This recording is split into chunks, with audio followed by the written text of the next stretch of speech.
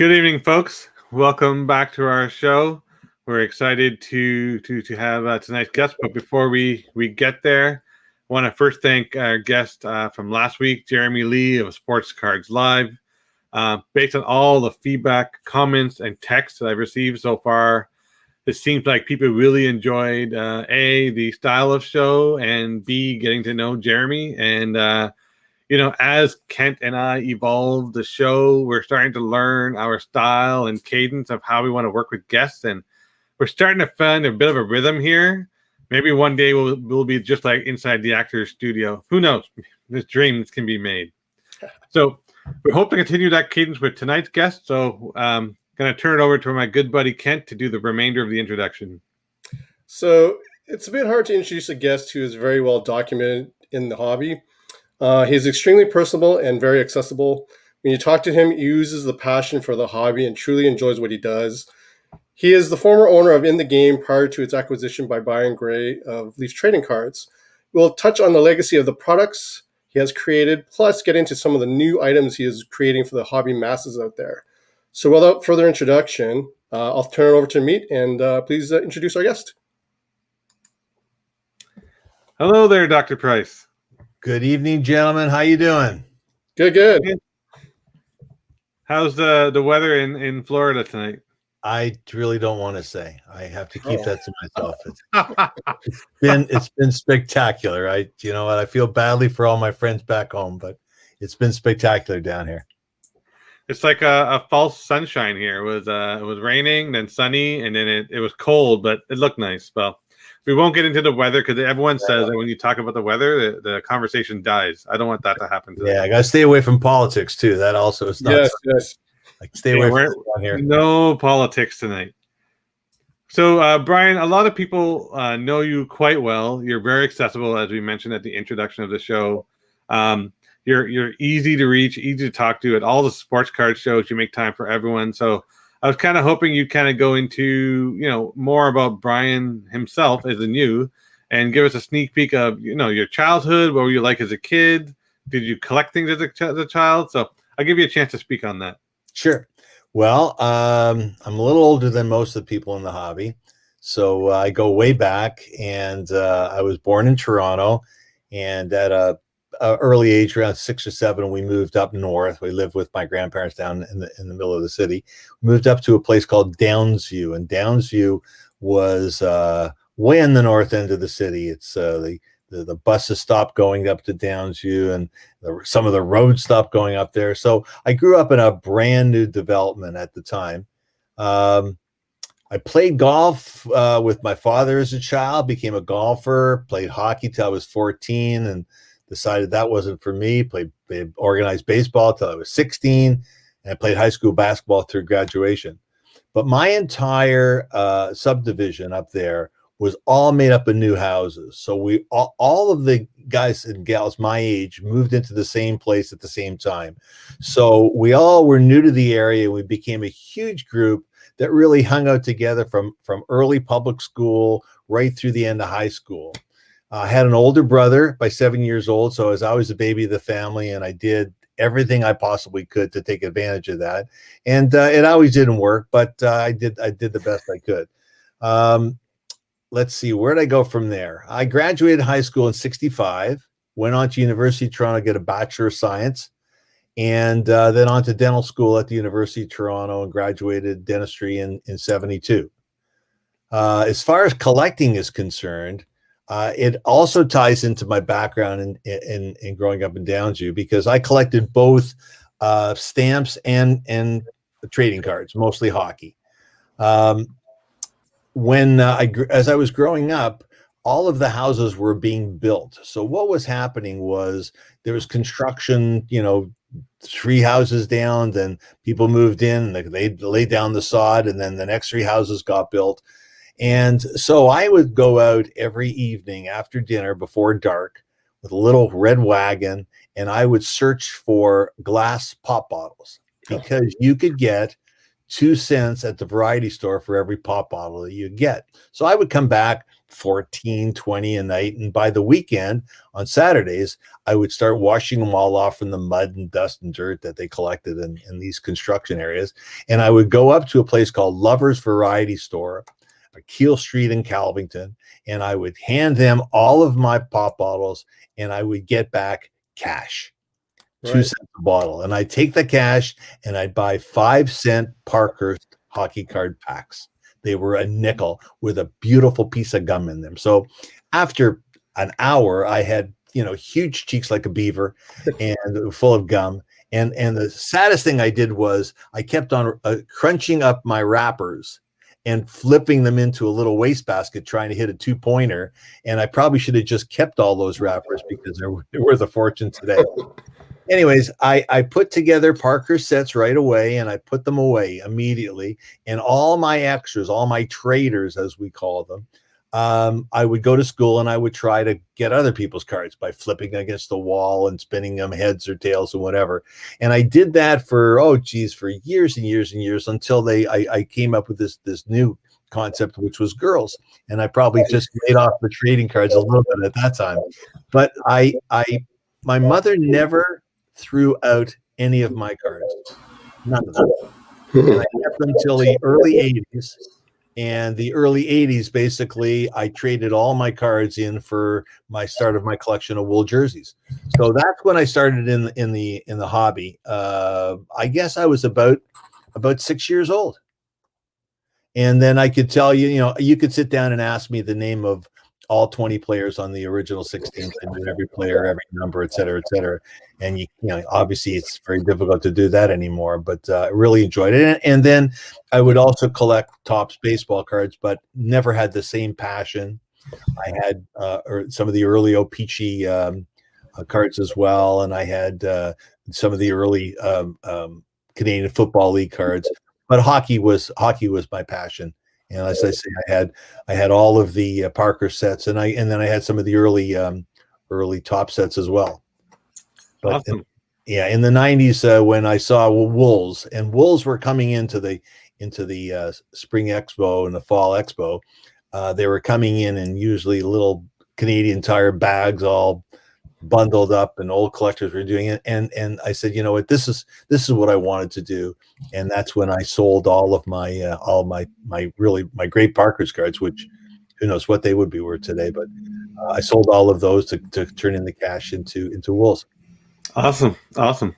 Actually, there was a question I just thought of just now. Actually, did you go to a lot of Leafs games back in the day? I couldn't afford it.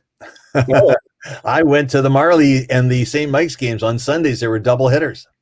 And I got to see all the future Leafs, and I could see all the future Leafs from St. Michael's and all the future Leafs from the Marlborough. So we for $1.25 or something like that, you got to see a double hitter, and you saw the players that were up and coming.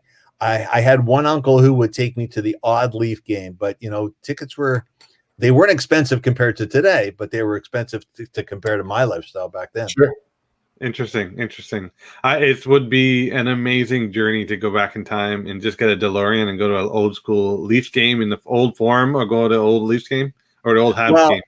What I also would collected when I was younger was they had these little mini sticks, and on the end of the mini stick was a little label with the player's image on it. And I collected all the Leaf ones when I went to the games on Sunday for the Marlboroughs and the St. Mike's. But you got to see the St. Catharines Teepees, which were the Chicago Blackhawks farm team. You got to see the Kitchener, what were they called? They originally called the Kitchener Rangers, I guess they were called, were them. They saw the Guelph Biltmores. So I saw the Eddie Shacks and all those guys playing in juniors, and I saw the Stan Mikitas playing in juniors.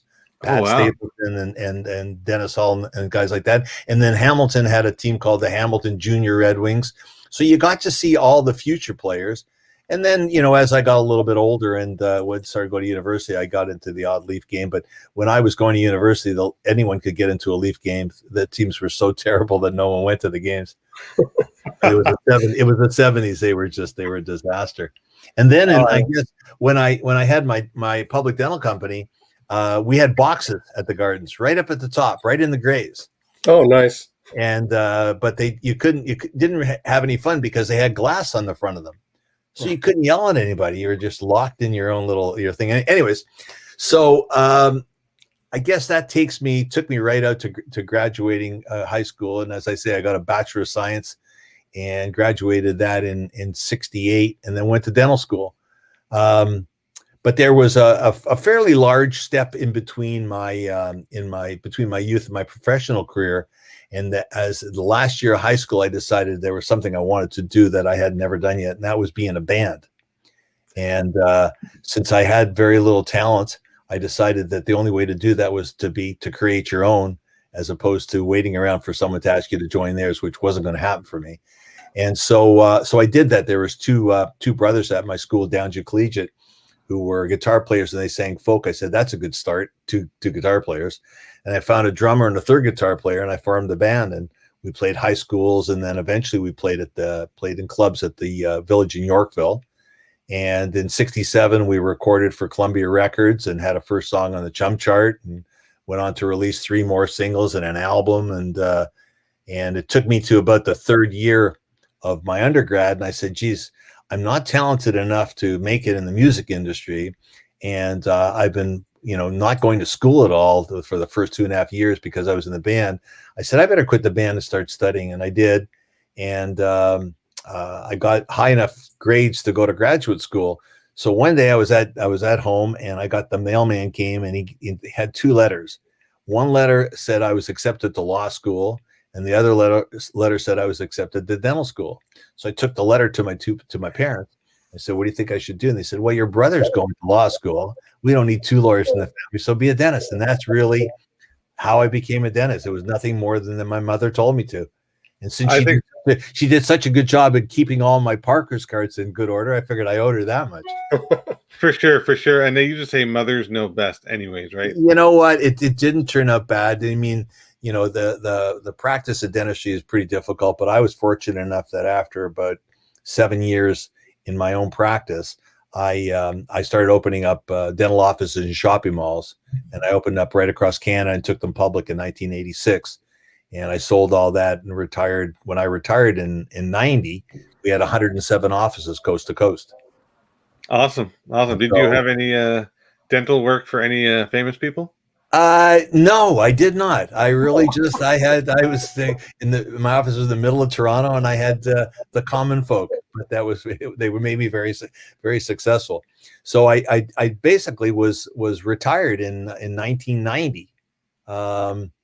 And I went back, and I was looking over some of my sets. I was looking at putting set number 3 of the 51, 52 Parkers together, and I needed 4 cards or 5 cards, or one of the other ones, or one of the tops, or finishing off a tall boy set. And I was at a store called Sluggers.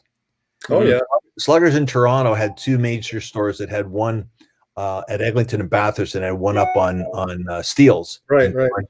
I think Carlos eventually bought the second Sluggers, and they're probably not there anymore. But I was there, and the owner of the store, after I had bought my first bunch of Parker's cards, he asked me if I could help him out, and I said, well, what do you need? And he brought me this manila folder. And I looked at it, and the first was a letter from a guy by the name of Kennedy. I think it was George Kennedy. And George Kennedy owned Parkhurst. And he had written to these guys that for $3,000, he sold them any rights he had to the name Parkhurst.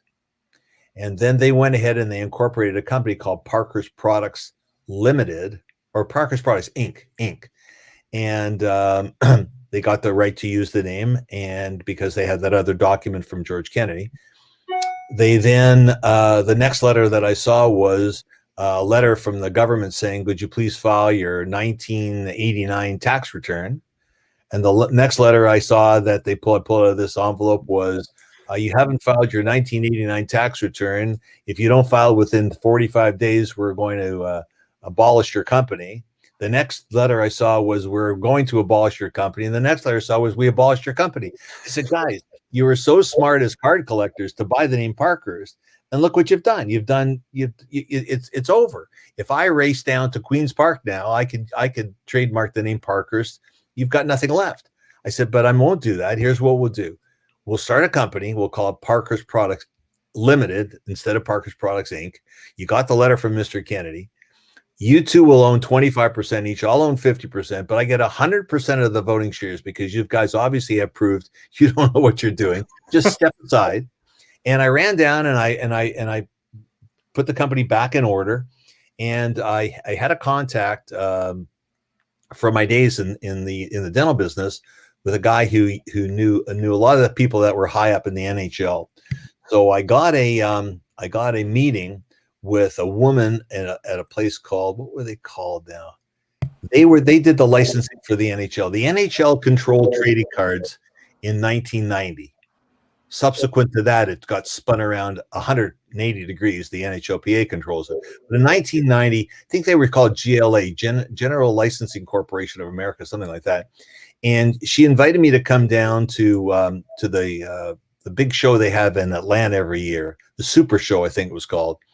And I went down there. I flew down, and I put in to these big, thick glass holders, with the glass screw downs. Oh yeah. My Gordie Howe Parker's rookie, my Maurice Richard Parker's rookie, and my Terry Sawchuk Parker's rookie, all 51, 52s. I took them down there, and I had they were in these big slabs and velvet bags that came with them. So I was taking out my diamonds to put on her desk. So I'm telling her about Parker. She never heard of it before. And I'm pulling out these cards. She never heard of these players before. Typical licensing person. And she said to me, well, we really just had for so many years a license with Topps and a sub-license with O-Pee-Chee. And all of a sudden last year, we added Upper Deck, Score, and Pro Set. So we've gone from 2 brands to 5 brands in 1 year. There's really no room for you. And I said, I understand what you're saying.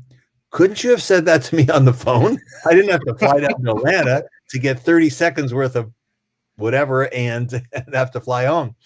She said, well, why don't you do this? And she was kind enough to write down the names of all of the heads of the companies.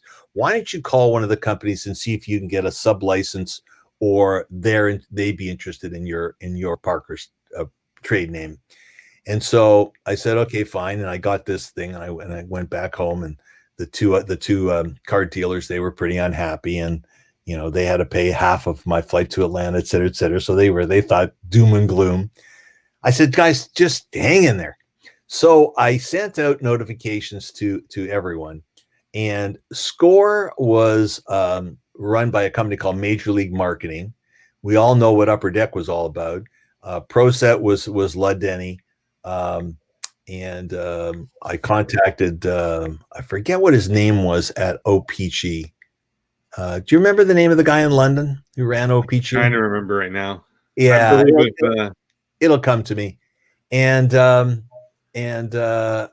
guy at Topps, forget his name too, but anyways, he called me back. He said, Dr. Price, he was very respectful. He said, Dr. Price, he said, Parkhurst, Schmarkhurst, we're top. We don't need any help. We're the legendary trading card company. I said, okay, I think his name was Sorkin or Sorbin. Yeah. Anyways, I said, thanks very much. And I got a call from O-Pee-Chee, and O-Pee-Chee said, we don't control anything. We're basically a sub-license. We can't help you. Then I got a call back from Score, and Score said, well, we already are managed by Major League Marketing. We pay them 5%, so we can't do anything for you. I said, okay, fine. And then I got a call from Upper Deck, and Upper Deck said, well, we're very interested. We'll get back to you. And then I got a call from Lud Denny in Texas. And Lud Denny, I don't know if any of you ever have heard of him or seen him or spoken to him. He was bigger than the state of Texas, physically and emotionally, mentally, verbally, everything. He was huge. He was about a 350-pound guy, but he was like, I don't think he was on the phone. I think I could hear him from Texas when he called me. I didn't think I needed a phone. And he said to me, we want Parker, we want this, we want that. And he said, we have a problem. I said, what's your problem? He said, well, right behind your trademark, Upper Deck has filed the Parkhurst trademark. I said, what are you talking about?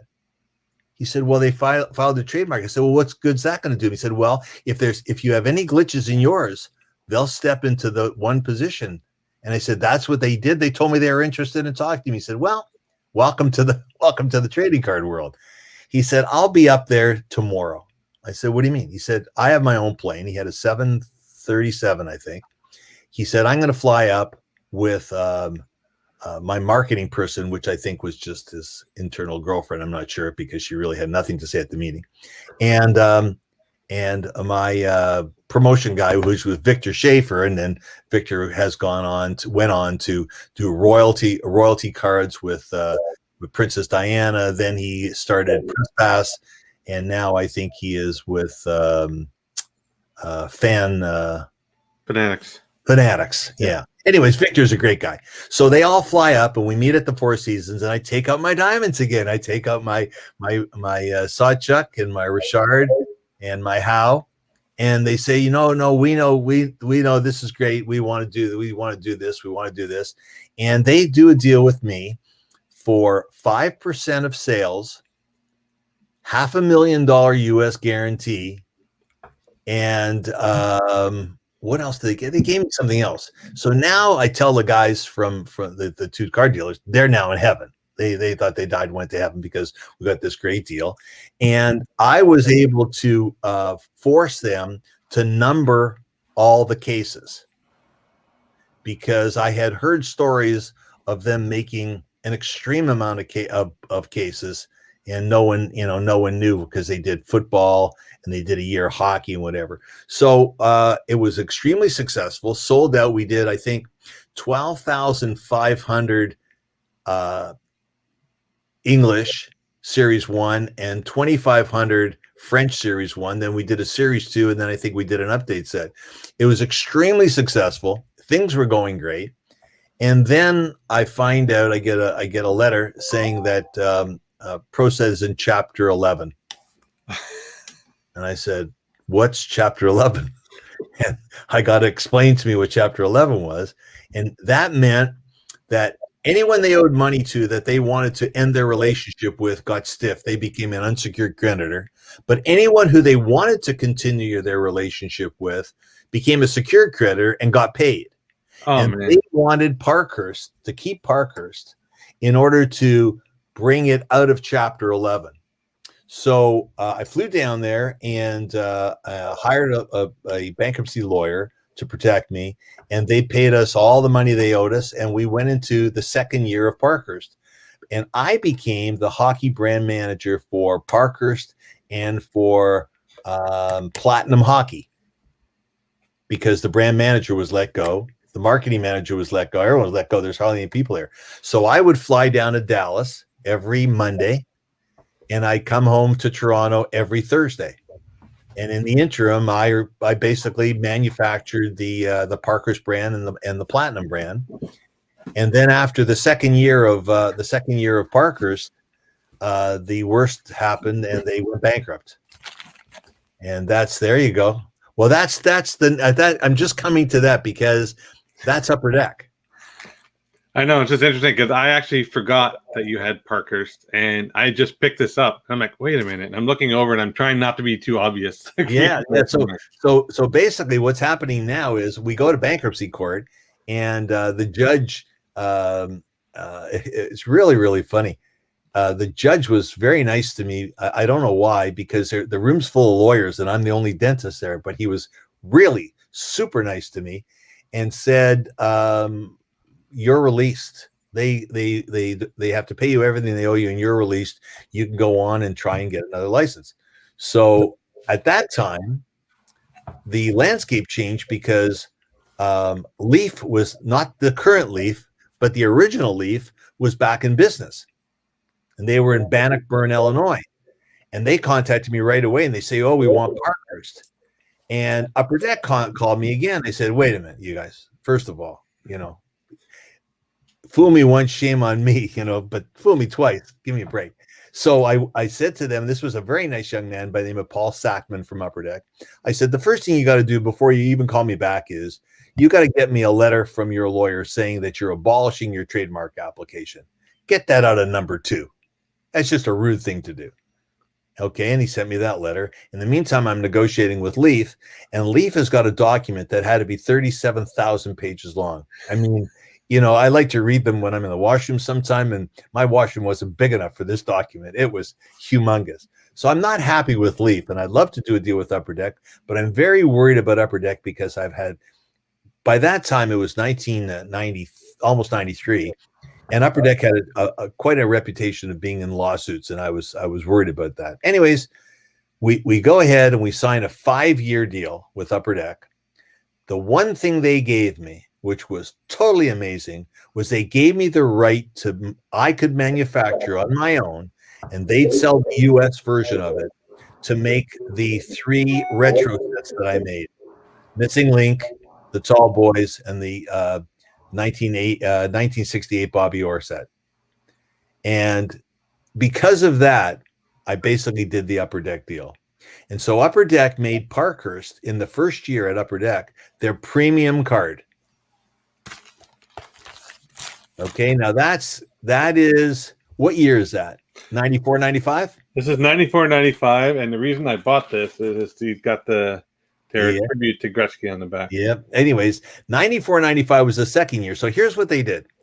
They made it their premium brand in 93, 94, and it's like a dark purple and green box. And I was thrilled with that. Okay, I was thrilled that I'm now the premium brand at Upper Deck. Comes the second year, they make it their base brand. And I said, what are you doing? And they said, well, blah, blah, blah, and this is what they want to do. And I said, that's not a very good thing. And then the next thing they did was they were allowed to make a Series 1 and a Series 2. That's all they were allowed under their license. Anything else they had to get my approval for. Instead of making a Series 1 and a Series 2, they made a Series 1 and they made an SE version for Europe. Do you remember that? Yeah, I do remember that. I remember SE on it. And it started out as SE1. So I said, after it was released, I said, hello, this is Dr. Price calling from Toronto. That's not a Series 1 and Series 2. Oh, yes, it is. I said, no, if Series 1 goes to 1 to 270, Series 2 goes from 271 to 540. It doesn't start at SE1.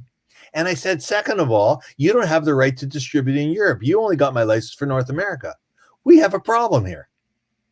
Well, I guess I shouldn't have said that, because the answer to the problem was get lost and sue us.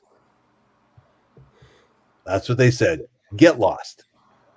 Well, I've been around too long to get lost. I don't know how to get lost. You're still here. So, and this will come in full circle a little later. I'll fill you in when we talk about me losing my license. But anyways, I call the NHLPA to a guy that I've met a number of times in the business called Ted Saskin. And he was the senior director of licensing for the NHLPA. And I said, Ted, Upper Deck could only make 6 different brands of hockey back then. That's what it was. There were 5 licensees, and they could each do 6 brands for a total of 30. And I said, they're refusing. They're going to break my license agreement, and they're going to make a product called Collector's Choice Hockey, because they already were making Collector's Choice basketball, baseball, and football. So they want to add this to their hockey brands.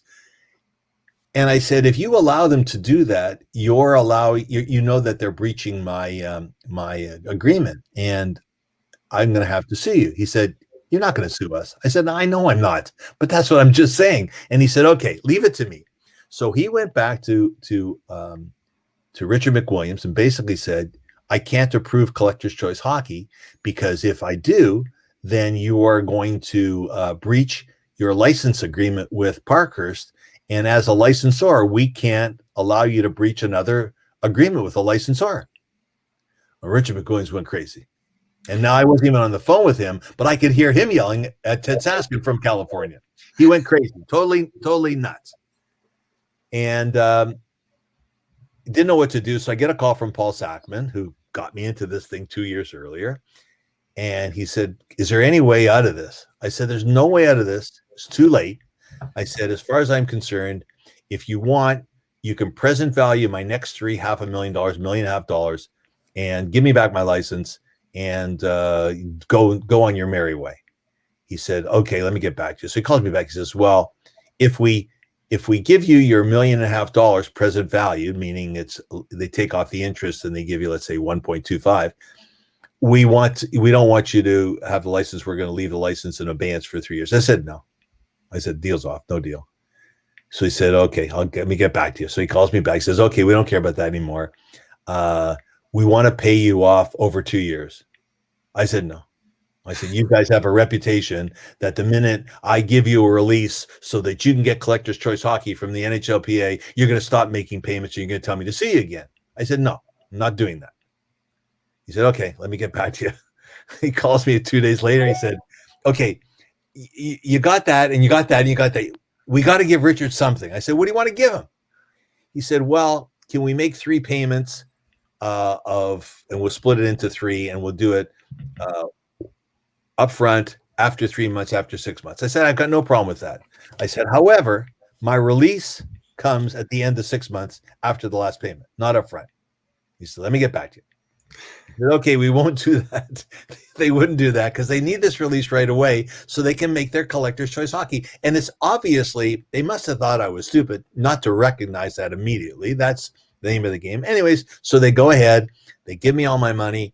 He increases the interest rate on the present value, no problem. And I'm gone. And I don't know where I'm going to go. Like, it was only 4 years. It was 5 years. It was a lot of fun, made a lot of money. And the story about the 2 card guys that's also a funny one. But anyways, one of them made a lot of money. One of the other ones ducked out early. He was afraid of ProSet. And at the end of the day, I didn't know what to do. And Ted Saskin said, well, why don't you make a European brand? I'll give you a license for 1 year. And I made a Parkhurst International. And I don't think that the market in Europe was what everyone thought it should be. But what happened was a lot of my distributors over in Europe bought the product and sold it back into the United States because everyone in the United States wanted something they couldn't get. And so basically that was it. And I was done. And I did it 1 year. I was all wrapped up and completed my career in hockey cards by the end of '67. Awesome. And I retired from that one until the next round. It's funny because it's like it's like trying to stamp out an insect, and it just keeps coming back. Or it could be like a hobby karma. It just keeps on coming back and coming back. But I had a question for you, Brian, just before you go on your current segue. Is I want you to kind of pause and go back to well, actually no, there's 2 questions. One I've been dying to ask you. It just came on top of my head. What was the name of your band? A Passing Fancy. There we go. A Passing Fancy. It was aptly named because that's exactly what it was. It was a Passing Fancy. Perfect. It was perfectly named. Awesome. And the second thing I wanted to say is, and I do want you to tell your story about the hobby manufacturing, but I want you to talk about, can you take us back to when you first walked into the manufacturing facility where you were on the ownership team, and what did it feel like? What did you remember? What are some of the memories? What did it feel like to see the printing presses? Like, what did it feel? Now, where are we going? Are we going when I first went down to ProSet or when I first had it to do myself?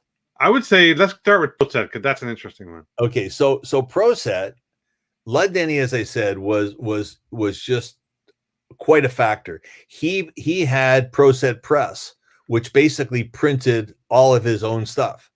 That's how he was able to print hundreds of thousands. And I'll tell you a cute story about what he did. He was a little bit of a crook. He would sell the cases to distributors, and he would show the licensors the number of cases he sold. But Lud Denny created something no one had done prior to that. He would put 2 inner cases of 10 boxes into an outer case of 20. So when you would open up a case of ProSet, hockey, football, platinum hockey, all the stuff he did, you'd get two beautiful inner boxes and then a corrugate box outside. And that's the ones that he would give you the count of. But he never gave the licensors the count of the half boxes. And there was a distributor in New Jersey in the 90s, early 90s, called Big Bob's. And Big Bob got hundreds of thousands of half cases that Lud Denny got in cash, and Lud Denny never reported on his licensing stuff.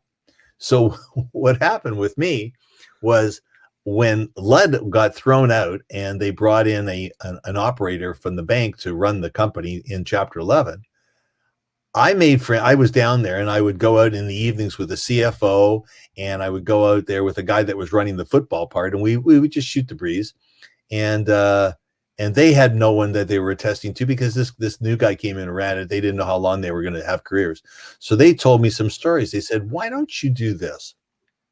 Why don't you go to ProSet Press and get the numbers of how many Parker's cases they produced? Then go over to Bill Lamoth at Sky King Transportation and get the numbers of how many Parker's cases they shipped. And then go get your numbers that they gave you on your royalties deal. And I took a look, and son of a gun, he was doing the same thing to me. He's numbering the cases, but he was making these half cases. And all of a sudden I walked into this guy stuff that they were just sort of screwing me. But anyways, to get back to what you said, I walked into ProSet Press, and you should have seen it. I mean, printing presses from floor to ceiling. Then they would take the sheets, and they would wait until the stuff dried, and then they'd slit them, and then the cards would go out, and on the other side they're printing boxes, and then they've got these things where they're putting trays and trays of cards in there, and now packs are coming out, and there's foil wrappers on the end. It was amazing. It was like, it had to be 250,000 square feet, and it was a building right next to their offices. Totally amazing. And when they went out of business, it became, I think it changed to Great Western Press.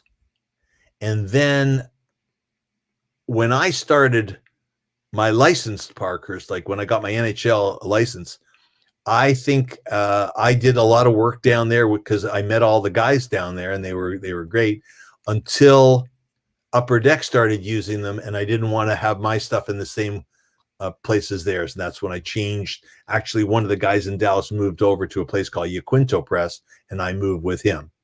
But it was phenomenal. Then on the office side, you'd go into where the design was being done, and there was like 30 different people on computers just taking the card and taking the picture and putting the picture in and it was unbelievable. And they had, for every player, for every card, they would have a 8x10 sheet, a glossy sheet with just the front on it, and another glossy sheet with just the back on it. And then that would be passed around to different people to check for printing hickeys, and for was there a spelling mistake, or was there a type error on the back. And I got them to give me all of the Parkhurst ones after production was finished. So I had those for a while. When you say, are there any remnants of stuff? I couldn't tell you where they are, but I did get those. So they had monster production people from a pre-press to the press to the pack out, the whole works. And then, of course, when I started to do my own, when I started in the game, I was starting like with nobody. Like, it's just, I just had one or two people, and then we had to build our design department and our pre-press department into about, I don't know, I think at the maximum we had 10 or 11. And then I still used, I did all my packaging in the States. I still stayed in Dallas, even though we went from Great West Press to Yaquinto. And I stayed down there because they just did a really good job. No one in Canada. There was a Quebec court tried to do it in Canada, and I had nothing but trouble with them. So we didn't use them for very long. That's awesome too, that we get the kind of the feeling of what it was like to run a manufacturing facility for the first time and the second time. And just for everyone who is watching, and I don't know what the age range is, but I've worked in advertising where everything's completely digital now. The old school way of markup is you actually marked up documents and you would hand it to the next person and they would look at it and you hand it to the next person. And by the time you got to the end of this thing was ratty and had everything. And it would look very cool. Yeah. It looked very cool. You really had the card in the middle with a little circles on the card with a long line drawn with all the things written down. And each person at ProSet had a different color. So this person was in charge of that, so they had red, and this person was in charge of that, they had green. Yeah. So if you knew who wrote it by just the color of the ink that they had on, and it was really fascinating. What's interesting about that is, so think about this. So back in the day in advertising, and when we're doing brochures, and they're marking up all this, so they're pixel perfect, the legalese is correct, the nomenclature is correct, but ProSet had so many errors. So I'm starting to wonder how ProSet had a lot of errors. Parker's didn't have as many errors. Because I made sure that the people writing the backs knew about hockey. ProSet had a bunch of guys in Dallas writing hockey cards, and I mean, I think they were 40% error cards. I think that's what makes it beautiful to this day, but also just the quality. You're like, just ship it, cut it, ship it, cut it, ship it. Did you run into Dr. Bray? Did you run into the other Brian Gray when you were working there?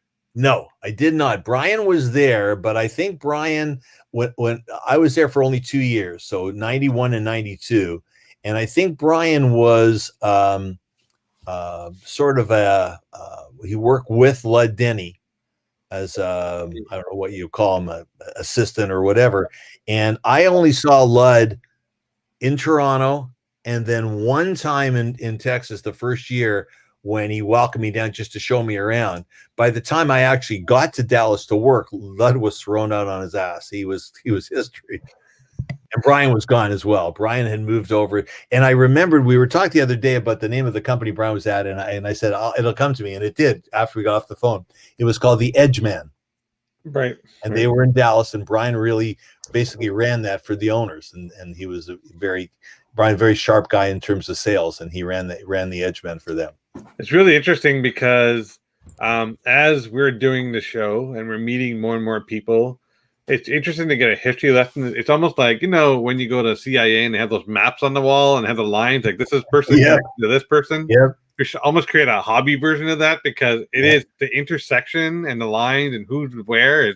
It's quite. Well, remember, also down there was Jim Beckett was there down the street, and Al Muir was down the street working with Jim. A lot of the Dallas, Texas was had a lot to do with the history of trading cards, because also Playoff was in Dallas, and now of course Panini's in Dallas.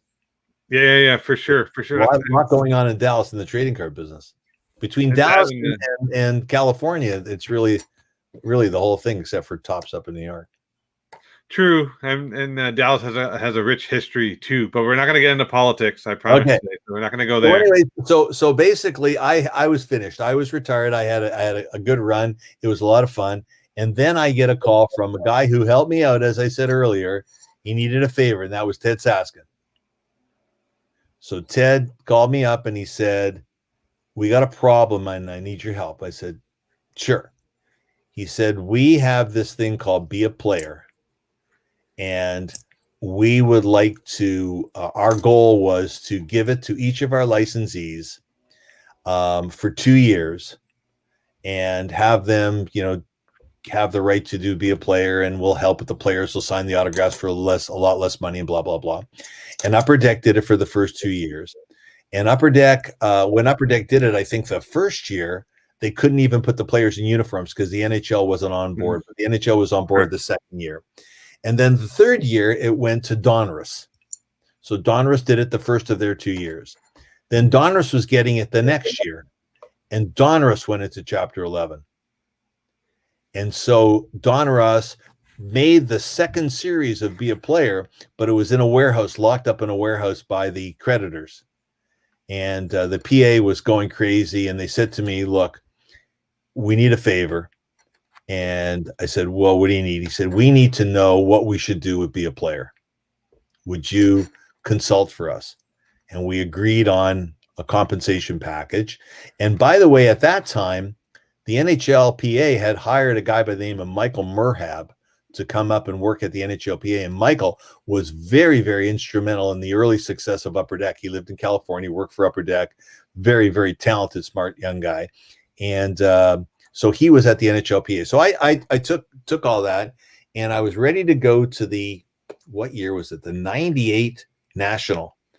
And I went to, I think I 16 dealers and 8 distributors. And I tried to get a feeling from them as to who they trusted in the hockey trading card business, who they like working with, who they felt were the best for autographs, et cetera, et cetera. And I came back with 80% thought Upper Deck was the best brand. 60% thought Fleer was the best autograph brand. And I think Pacific was in there somewhere. And I said, if you don't want to give it back to Upper Deck, which is what notwithstanding how much I have an animosity against them, but you're asking me to be a consultant, so I'm going to be a consultant and tell you what I think. I think you should go back to Upper Deck. And I said, if you don't want to do that for any reason, I think you have Michael Merhab sitting in your office. You should make your own cards. You should make this product yourself. You have talented people there, and go ahead. And they said, thank you very much. They paid me what they owed me, and I was gone. About less than a month later, they said, can you come down? Okay, it wasn't very far, so I came down. And by the way, I was still retired at the point, so I had nothing else to do. So I go down to the PA, and I'm meeting with Merhab, Ted Saskin, and they had a lawyer there. One of their lawyers was in there. And Bob Goodnow walks into the office. He wasn't supposed to be at the meeting. He walks in the office. And he said, Brian, he said, we want you to Be a Player. I said, what do you mean? He said, well, you've made hockey cards before. We'll work with you. We'll finance it. We'll be your partner. But we don't want to give it back to Upper Deck because Upper Deck now controls a tremendous amount of the hobby, and Be a Player just pushed them even further. It's really funny. They said that because later on in my career with the PA, they give them an exclusive. They didn't want to make them any bigger because they were too big, and then eventually they give them an exclusive. So that makes no sense, but it happened. Mm-hmm. So I said, you know what? Here's what we'll do. I will agree, but I have certain terms and conditions. And they said, what's that? I said, well, you put up all the cash. Okay, it's very simple. And I cannot Be a Player and do a good job without Wayne Gretzky. It just can't. I can't make a product without Wayne Gretzky. And that was the year that Upper Deck was renewing their license. And Ted got McWilliams to agree. I don't think he ever told him it was me till after it was over, but he got McWilliams to agree that Be a Player could use Wayne Gretzky for 2 years. And that's when I started. So I went out, quickly made, and I had all my friends in Dallas so I could do the production. And I quickly made Be a Player. I think the first one was All-Star Edition because it was around January of that year. And Wayne Gretzky was in it, and it was great. And then I got to make the Playoff Edition, which was the second one. Gretzky was in that. I made that, I guess, in May. And then I went back to the PA and I said, guys, I'm really spending a lot of time and I only have 2 releases. I said, it's not worth my time. And they said, okay, we'll give you a couple more. And then they gave me Be a Player. They gave me Be a Player memorabilia. So I did the memorabilia. And then what happened was I put Gretzky in that, and Richard McGoins went crazy. He said, it was only supposed to be for Be a Player this, and I didn't know that. So at the end of my second year, I lost Gretzky. But I got the right after the second year to do, I guess, 4 or 5 brands. And that's how the end of the game was built. It was built on them asking me to come back into the business. It stayed there till the 204, 205 lockout. That's a good segue because I believe Kent, we got some other questions about some other products you've created. So I'll let Kent jump in here. Yeah, for sure. So some people may or may not know, but you created several different types of products outside of hockey, which you dabbled in, such as baseball, Sports Kings, and Canadiana, for example. Yep. So, can we get into why you went down those roads and how you felt about taking a pause on hockey and going into those different Well, sports? I didn't really take a pause on hockey. I just added those to the meld in order to keep the pipeline going with the number of employees I had. The first one was Sport Kings, and that was a no brainer. What people have to remember is that I got out of the trading card collecting business and that part of the hobby as a hobbyist.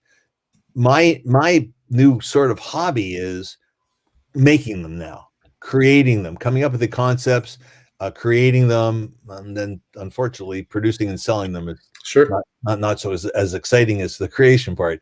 And so I got a call from a young man in Michigan who had this license. He bought the he applied for and got the Sport Kings license, trademark actually, and he had tried to make a couple of cards on his own, and he had sold them. I think he did a Joe Montana, and then got them autographed. And anyways, he was spending a lot of money and spinning his tires, not doing anything. And he asked me if I'd be interested, and it was like, "Are you kidding me?" I mean, interested. First of all, from my own personal perspective, I was going to need to and have the ability to contact some of the greatest athletes in the world, because that's really what Sports Kings was all about in 1933 when it was made. They went out and if you look at it, I mean, let me just think of the hockey players. I think they had Howie Morenz, and they had 4 or 5 great hockey players. They had 6 or 7 great baseball players, including Babe Ruth. They had tremendous basketball players, and then they had all kinds of other sports like track and field and cycling and what's the thing where they have all the dogs? Idiot Rod. It did a lot. Iditarod, yeah. Yeah. They Yeah. had those, and I said, "This is great. This is great." So I said, "Okay, let's do a deal," and we did a deal. I got the license from him, and we started out. I decided I hired a fellow by the name of Paul Madden, tremendous sports artist, love Paul, and Paul drew for me the same style images that Sports Kings had, and then I got one of my production guys to get me the little silhouettes that go across the bottom of the different sports. We changed those from the originals. I didn't think it was good to use the originals, so we changed it, made them our own. And then we started looking for guys, and we did like Don Carter for bowling, and Larry Bird for basketball, and Mary Andretti for motorsports, and Bob Beeman for track and field, and Hulk Hogan for wrestling. And I got to talk to these guys. I didn't meet them. I didn't rush to all the signings because I was too busy, but I got to talk to all these guys most of the time. Some I only dealt with agents, but even then, when it came time to making sure that the guy got some extra cards for himself, whatever, I put a little call in there just so I could say hello and hear their voice actually. And Willie Shoemaker for horse racing, and Mark Spitz for swimming. So we did everything. I tried to do everything that Sport Kings did in 1933. And so Series A was just like, it was tremendously exciting, and we broke it at the National, and it was phenomenally successful. And then as we went to Series B and Series C and Series D, it was starting to get a little more difficult without using athletes that truly were not Sport Kings. They were good basketball players or good hockey players or whatever, but they weren't really a sports king. And it started to wear down on me. And after Series F, I could have probably kept the Sports King brand, but I put it in with the package to Leaf, because it was just like I said, I had enough. But some of the things that I went through, I mean, there was a guy by the name of Lee, and I'm trying to think of his first name. He was a Japanese diver, Olympic diver, in the 40s. And I was in California. I had a daughter in California, so I was going down to see my kids anyways. And I went to see this guy, and he signed the cards in his house. And he told me stories that were like phenomenal. I went to John Wooden's house, And the coach, I sat with him for 2 hours. He was telling me stories that were like unbelievable. And so Sport Kings was like it was like a blessing. I did well financially. I did well in terms of enjoying doing them. But some of the people I got to meet, I only had one negative that I can think of, and that is I had a family matter that I let ride over. Sammy Lee, that someone just said that. Thank you, Fresh Fit Sports Cards. I had a family matter that prevented me from going to Phoenix for my Muhammad Ali signing. Ooh. And I still say I put family over everything else, but that was a tough one. That would be a tough one for sure. Yeah. And so that was Sport Kings, and like I say, that was a blessing. It was just tremendous. Canadiana, I think I that was developed over something I think Panini did or Donruss did called Americana. Yes, Donruss started it. Donruss was first, and then Panini after. Okay, and I said anything they can do, we can do better. And that also gave me a wonderful opportunity to deal with some of the people in Canadiana. I mean, we had some great people, and I got to, and some of them we failed, unfortunately. Like I failed with, the heck is his name? He was on that show with the young kids, and he's got, Michael. He was in the Back to the Future. Michael J. Fox. Michael J. Fox. I was so close to getting Michael J. Fox, and every time I go left, he went right, or his agent went right. So I missed that one. But we had some great people in Canadian, so I loved it, and I got a lot of memorabilia, and I really enjoyed doing that. And then our sort of our foray into baseball was based on our Heroes and Prospects hockey. Right.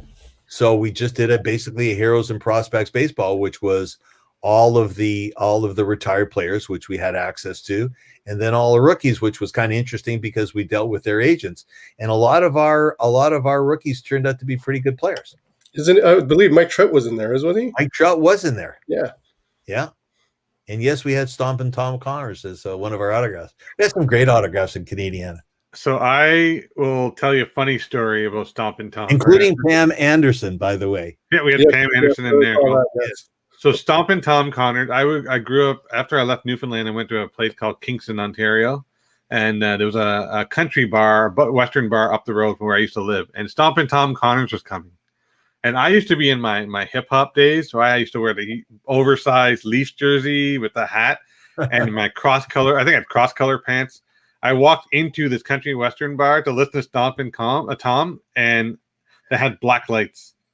So I was glowing from the crowd, and I was in the middle. I was having such a good time listening to Stompin' Tom. And I remember him singing, and he used to do the foot tap into the board. I remember him singing, looking at me going, who is this guy? He's like bright colored Leafs jersey, singing up and dancing up a storm. But it was my bucket list to go see this guy. And when he was across the street from me, I couldn't pass that up. Impossible. He was great. We also had some wrestlers, and then I went to get some of the old CFL football players.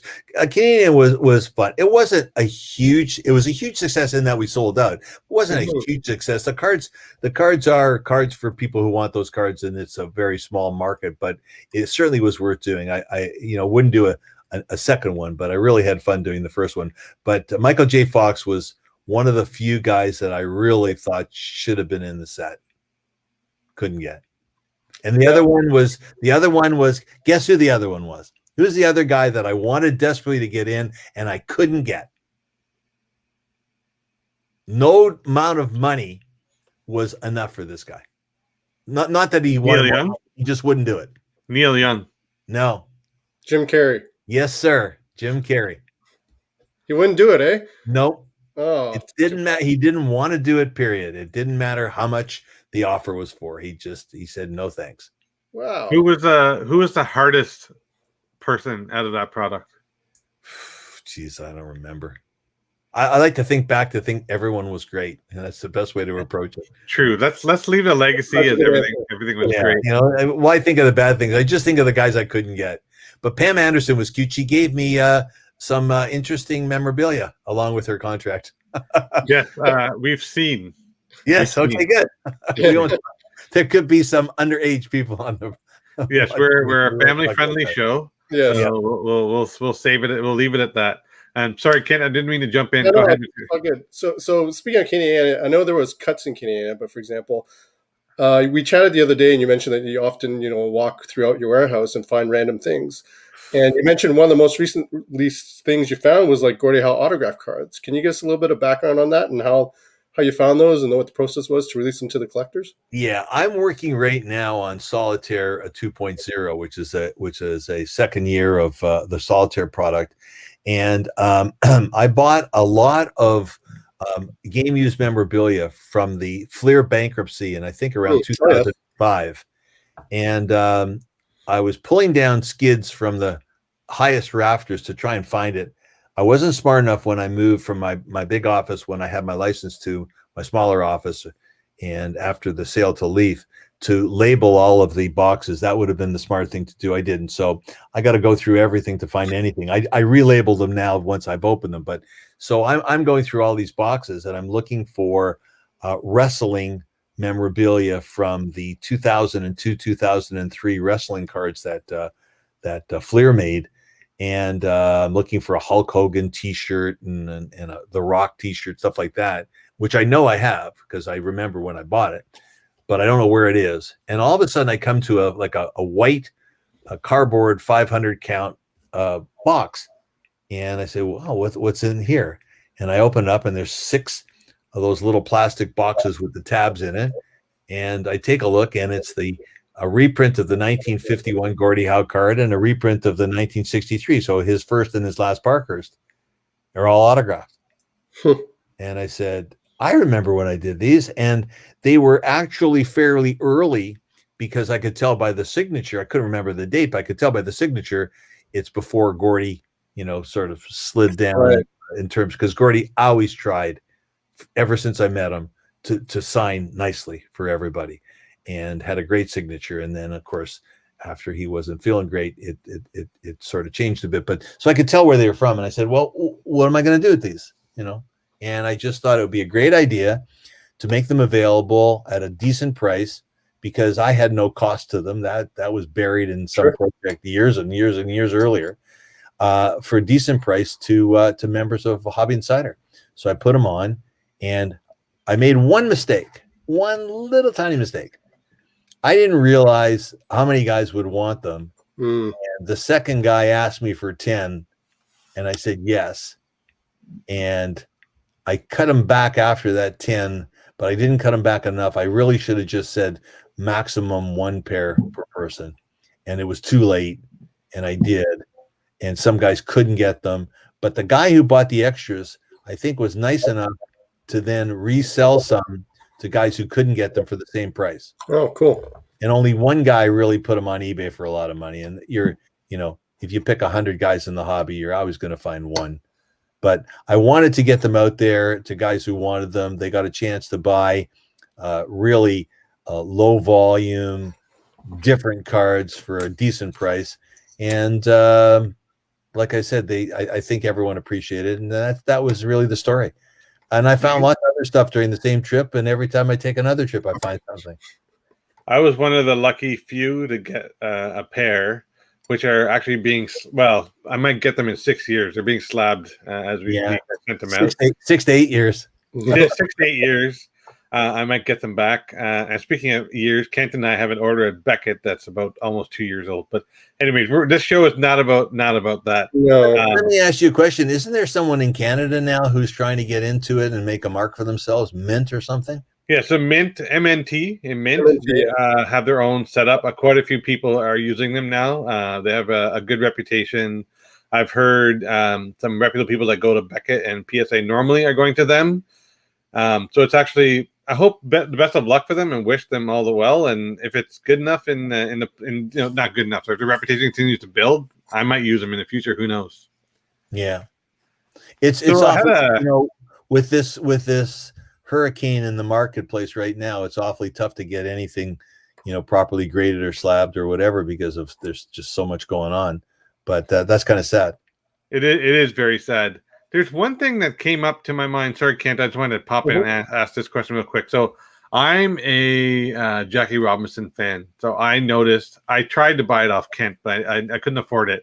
Was a cut auto of Jackie Robinson, and it's also was in your Heroes and Prospects baseball set. So I kind of wanted to ask you two questions. One is, what was the process of getting those autos, and do you have any more of them? You know what? I've been buying cut signatures for so long now.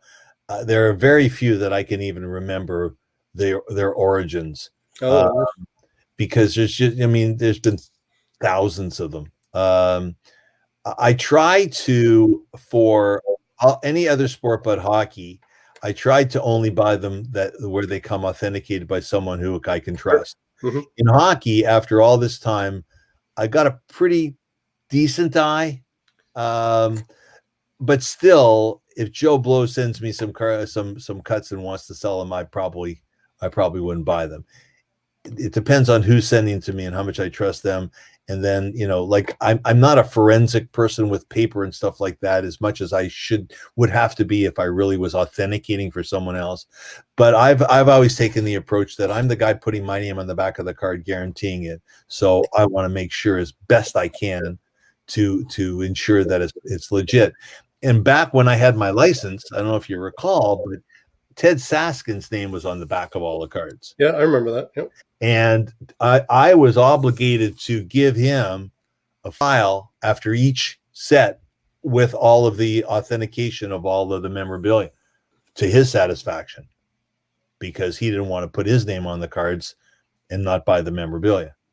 So, and then, with cut signatures, with trim cards, with game used memorabilia, wherever there's a lot of money in the pool, there's always the crooks that are diving in. Sure. And so you really have to, you never can be 100% foolproof, but you really have to try to be on your toes. Do you have any more Jackie Robinson cuts? Nope. Okay. You know what? If I had one, hang on one second. If you give me 1 second, if I had one, it would be going into Solitary 2.2 right now. So I'm going to go to checklist. And I'm going to go to Enshrine. What did I call it in this product? Enshrine paper cuts. And I'm going to go to my checklist, and give me just 1 second. Go for it. My heart is beating right now. So it's just letting you know. So here's what I have under the name Robinson. Sorry. Brooks, David, Frank, and Sugar Ray. Oh. Close, but no cigar.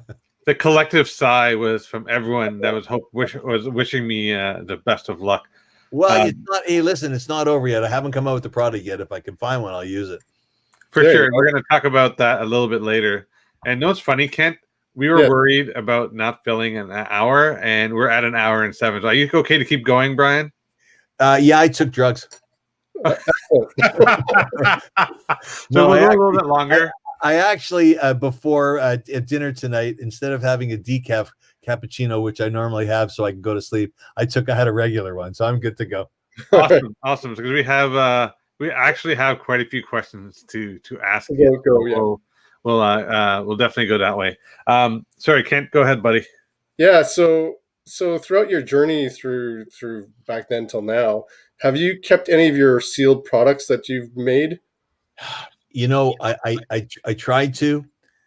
When I had my large office, when we did a lot of production prior to the sale to leave, sure, I had a reception area that was filled with cabinets with glass doors on them, and I tried to put one box of everything that I ever made, all going back to something you guys probably never even heard of: grid Formula One racing cards. Yeah, no. See, you never heard of that. In I don't know what year it was. I think it was 1991. I decided that the largest spectator sport in the world was supposedly Formula One racing. And I decided to make racing cards. So I made these unbelievable, they were 10 years ahead of their time. And I made these racing cards. And then I hired some people to go over to the Formula One races all around the world.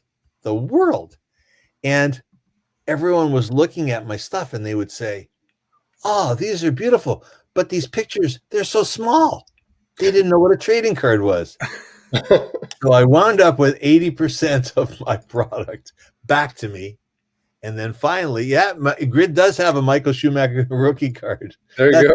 And I have to tell you, I wish I had just that one sleeve of rookie cards. I could probably 7 years from now get them graded, and they probably were something. But so where was I? I was talking. I don't know how I got back to Grid for. Oh, sealed products. Sealed products.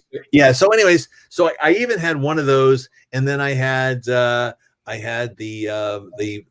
Series 1 Parkhurst English, French, and the update set. Then the next year, then I had all the volumes of Superlative, book 1, book 2, book 3, and so at one time, there we go. At one time, I had them all, and then as I moved, I think this person took that one, and this person borrowed that one, and I don't know what happened. So the last time I looked, I have. Maybe I think I got up to Ultimate Memorabilia 12. I think that's my highest. I think I have about 8 or 9 of those different ones. I have 2 or 3 of the books. I have, I think I told you I have cases, the number 1 and the number 1956 case of Missing Link. Right. I have cases of those. I think I have a couple others that we didn't even talk about. I just thought about it. I even forgot I did them. I did 1600 Pennsylvania Avenue. President. Oh, yes, I remember that. I remember that set. I think I got a box of those. They were fun. I did Horrors of War. I've got a couple boxes. I did music. That was my foray into the music industry. And so I got some boxes. So the answer is I have some. At one point I had all, and I don't know where they all went to, but the sum still remains. So we have a question from Fresh Bread. Actually, just a quick segue.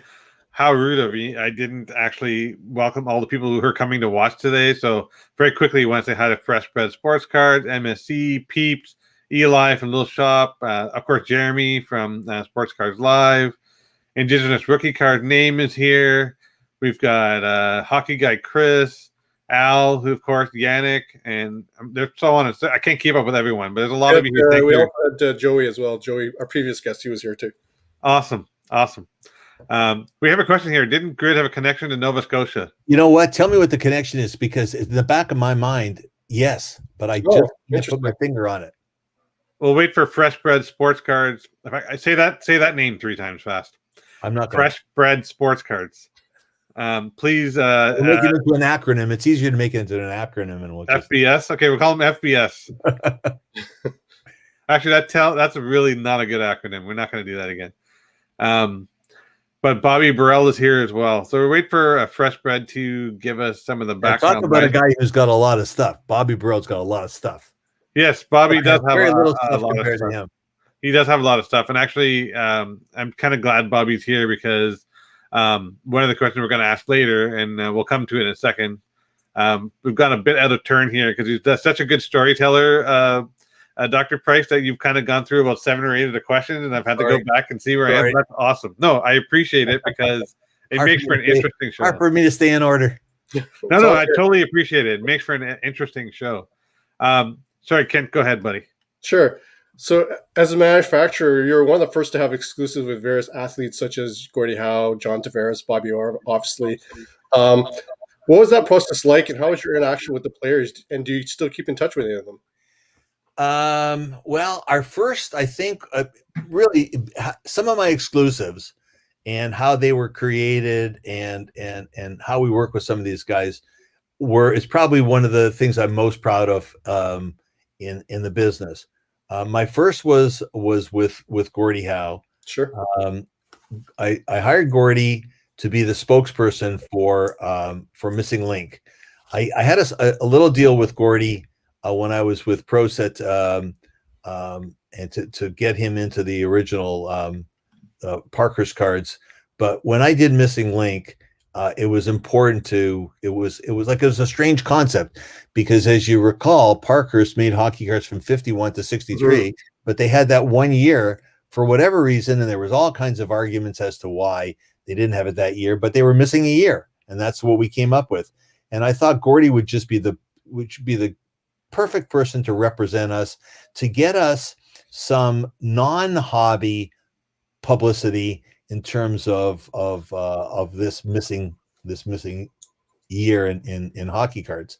So we hired Gordy, and it was a 3-year deal, and the timing was phenomenal because as we were approaching the release of the product, Wayne Gretzky was approaching scoring more goals than Gordie Howe. So it was a big story, and Gordie was following Wayne around to different games, and it was really something in terms of younger people who knew all about Wayne Gretzky, but they didn't know about Gordie Howe. And now all of a sudden they were sort of two peas in a pod and going everywhere together. So we decided to have the first press release at the Hot Stove Lounge at Maple Leaf Gardens, which was still there. And we invited the press, and we had just a record-breaking response of how many people were coming. And so my guy, Ken Whitmell, who was with me from day one, Ken made sure that he told the press that, we know you want to come to that to interview Gordie, probably about Wayne, but do us a favor, you got to do some promotion about why we're all there and why I'm paying for Gordie and renting the Hot Stove Lounge and giving you lunch and drinks. So you got to come up with some details in terms of covering the reason that he was in town. And the coverage after was phenomenal. The press was great, and they talked about Missing Link, and they talked about Parkhurst from 51 and blah blah blah. And then they started putting other names down, and then they went on to talk about Wayne's potential record-breaking goal and Gordie going to the games. So Gordie was my first, and I was scared about Gordie when I first got to negotiate with him, because I had heard his representative was his wife, Colleen. Oh, okay. And I had heard she was the scary person, and the reason she was scary was because the Detroit Red Wings sort of screwed Gordie around. The original 6 teams really ate the players for lunch. And Gordie was one of them. He was lied to about contracts, and he was always supposed to be the highest player in the league. And then one year he found out that Bobby Bond got more money than he did, blah, blah, blah. And so I was warned that she was a tough lady. And I have to tell you, from the second I met her and my wife met her, I figured it'd be the best thing for me to do is have the first meeting with wives. And so you can see I was a family man, maybe take it easy on me. And she was the loveliest person I've ever met. She was really terrific. And unfortunately, what had happened was, after my deal with Gordie, Colleen got really, really sick. Right. They hired another guy to look after Gordie. He wasn't the greatest of guys. And next thing I knew, I had lost Gordie to Upper Deck. And but anyways, it was kind of sad. But the years that I had him, he was terrific. I'll tell you one quick story. Mm-hmm. I was taking him out to dinner, and we were in Toronto, and this is before cell phones. You could have a phone in your car where you dialed the thing and 13 numbers went around, and then you could hear other people talking about their their girlfriend and stuff like that. But you didn't have two-way. So anyways, we go down to the Royal York, and it's a snowstorm, and I can't pull in to where the valet is, and I have to pull in up front on Front Street. And I send my wife out because there's no place to park. And I said, you know what Gordie looks like. Go and get them, bring them out to the car. And 5 minutes goes by, and 10 minutes goes by, and 15 minutes go by, and 20 minutes goes by, and I'm getting pissed, but I can't get out of the car because it'll get towed away, and I don't have a phone. There's no such thing. My phone can't call my wife. I could call someone else's phone. So they finally get in the car, and Colleen and Gordie get in, and we go off, and the restaurant is on a street called College Street. It's a little tiny Italian restaurant, and I know the guy's a hockey fan because right at the front door there's a original 6 picture of Chicago versus Boston or whatever. So we walk in. I walk in first. My wife walks in second. Gordie's coming in the rear. So he says, "Oh, dottore, blah, blah, blah, blah," and speaking Italian, welcome me there. And then all of a sudden he sees Gordie, and he goes dry, totally dry. He can't talk. Words can't come out of his mouth. And his heart's pounding, whatever. Anyways, they sit us towards the back, and Gordie and Colleen ask if we can beg their pardon. They're both going to go to the washroom. So I say to my wife, "Where were you? What took 25 minutes to get from the elevator?" She said, "You won't believe it. everybody that stopped, he had to stop and talk to, give an autograph to, tell them about the story about this, baling hay in Saskatchewan or wherever town in Ontario where they were from. He knew someone there and talked about. He said, I couldn't move them. Colleen was yanking with one arm, I was yanking with the other arm, and he wouldn't go anywhere. He had to stop and talk to everybody. He was the kindest, gentlest superstar I've ever met. Really. Awesome. So he was my first and my best ever exclusive. Just a wonderful guy to meet up with. Wonderful.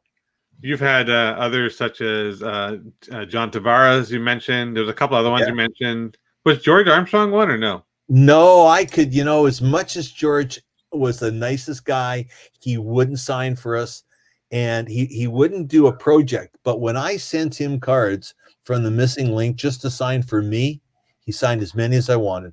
He just didn't want it in a product. Right. No matter what we paid him. I had Johnny Bauer contact him for me. I had everything I possibly could because he was so well collected. How was it to go to Tavares? Tavares was amazing because Tavares was 14 years old, okay? And that was the year that he had to get special dispensation from the CHL to even play because he was below the age. And Ken Whitmell and I went out and we met with his mother. And I have to tell you, he was becoming the talk of the hockey world with the Generals. And it was really easy to see where this young kid was headed. You knew he was going to be a superstar. And we usually did all the signings at his house, right in his house. And his mother would make us this potato dish from whatever country they were from, I forget. And it was really starchy, but we ate it with a smile on our face. And they were really a tremendous family. And what really stuck out of my mind was they were very regular people. They wanted John to just be, even though he's a superstar, going to be a superstar hockey player, just be another member of the family, just a regular kid, his right age. And they wanted the best for him, and they didn't want him to be singled out, get any special treatment. You don't see that often in young superstars. They usually are looking for special treatment. But the Tavares family, they were amazing people to deal with. And I was impressed at the time in how he was growing up as like a normal kid.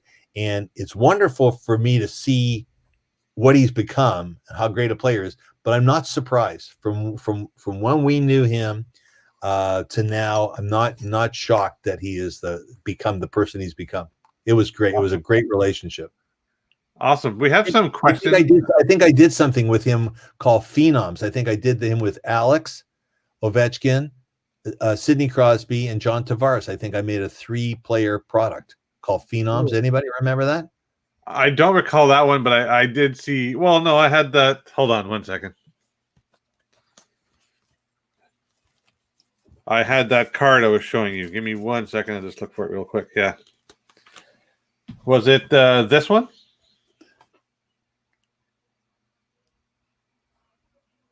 This is the Is that say Phenoms game used? Yeah. That's the game. I have the Ovechkin from that one, the 3-color. Yeah, so by the time we did that, I think Tavares was still in junior, and I probably either had a London or an Oshawa jersey, and Sydney was a Rimouski. I don't think I had a Pittsburgh jersey by that time, and then Alex, I had the Washington jersey. Yeah, Alex was very interesting too because we got Alex when he came over for the World Juniors, and I think he was 16, and we were the first ones to sign Alex before he played in the NHL. He couldn't speak any English, but he kept on saying thank you. He just kept on saying thank you, and he was really excited and happy. And his parents were there too, and they could tell when he was doing the signing. They were sort of telling him in Russian somehow, "No, go slower. Do a good job. Do a good job." When he was doing all his signatures, and the thing that I remember from the first time that we met was how imposing he was physically. He was a rock. Yeah. He was just a rock. And I put my arm around him for Ken took a picture, and he was like an oak banister. He was just solid. And I wouldn't want to run into him on the ice, I'll tell you. And for sure. you know, the original Heroes and Prospects autographs that year being his should have value because they were his first sign cards. Mm-hmm. So that was, yeah. yeah, that was that. And then, you know, I had Bobby Orr for a while. I put my relationship with Bobby was an interesting one as well. Upper Deck comes back into the picture because they took him away from me as well. But when I was doing the third of my trilogy with Upper Deck, the Missing Link and the Tall Boys, and then the Bobby Orr rookie year, Bobby was working in an office where he just sat there all day at the Fleet Bank. The president of the Fleet Bank was a huge hockey fan. Bobby wasn't doing extremely well because he really got financially hurt by his former agent. And this guy gave him a job, and you know, I'm sure every so often he'd march someone down there and into the office to meet Bobby Orr. It's pretty much what Richard McWilliams did with Reggie Jackson. When I first went out to California, they introduced me to Reggie Jackson when the Parker's deal was signed, and I could see Reggie had my name on a card in front of him. He was reading from when he said, "Oh, Dr. Price, so pleased about Parker's." I could just see the card on his desk, so he didn't have to remember anything. And we welcome you here. But so Bobby was there, and I signed Bobby for a pretty hefty deal because we did a lot of autographs in that product. And I have to tell you, it was great, and he was very, very appreciative of the deal. And then, unfortunately, a couple years later, Upper Deck made him a deal that I wasn't big enough to even, you know, to compete with. And you know, he did what was good for him, which you know, I can respect. But he was great. So we've had some really excellent players and relationships. But like I say, it's probably one of the things I'm most proud of, that some of the exclusives that we've done. So we have a couple of questions from the crowd. I'll ask that real quick before we go to our next series of questions. So Fresh Bread was talking about the grid relationship to Nova Scotia. The production company address was in Halifax, I believe, on the checklist is where he was going with that. And I think that's very, very possible. I can't give you a name. I actually don't remember, but it's very, very possible because it's sort of, it sparks something in my memory. So we have a question from our young friend Charles from Card Canucks. How hard was it to get Pelle Lindbergh memorabilia? Extremely. Once I came down to the end, it got even more difficult to get it because it had really gone crazy in price. Most of the memorabilia that I had left went to Leaf, and what I had left was, you know, scraps. I had a bit of a glove, a bit of a Swedish jersey, a bit of a stick. Leaf got most of it, and they've used a lot of it. It's extremely expensive now and bordering on impossible. That stuff doesn't come up very often. So we have a surprise for you here from our resident historian, Bobby Burrell. He sent me a link, which I'm going to share with you.